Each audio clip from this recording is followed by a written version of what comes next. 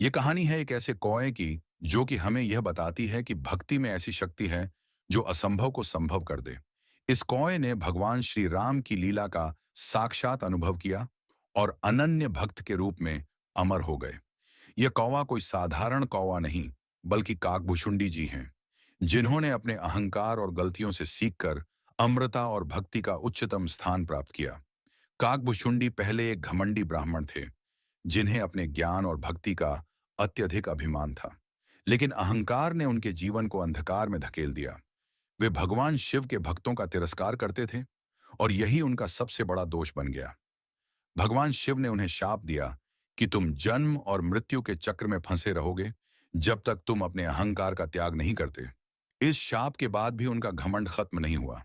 अगले जन्म में ऋषि लोमस के शिष्य बनने पर उन्होंने गुरु का अपमान कर दिया। तब ऋषि लोमस ने क्रोधित होकर उन्हें कौवा बनने का शाप दे दिया। लेकिन उनका पश्चाताप और भगवान राम के प्रति प्रेम ने इस शाप को आशीर्वाद में बदल दिया।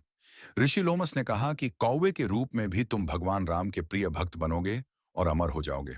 कौवे का रूप धारण करने के बाद काकाभुशुंडी जी ने भगवान राम की लीलाओं का साक्षात दर्शन किया। उन्होंने रामायण की कथा को अपनी आत्मा में बसा लिया और अपने जीवन को पूरी तरह से भगवान राम की भक्ति में समर्पित कर दिया। एक बार भगवान विष्णु जी के वाहन गरुड़ जी ने काकभुशुंडी जी से उनकी भक्ति का रहस्य पूछा। काकभुशुंडी जी ने कहा, भक्ति का मार्ग किसी रूप, जाति या अवस्था पर निर्भर नहीं करता।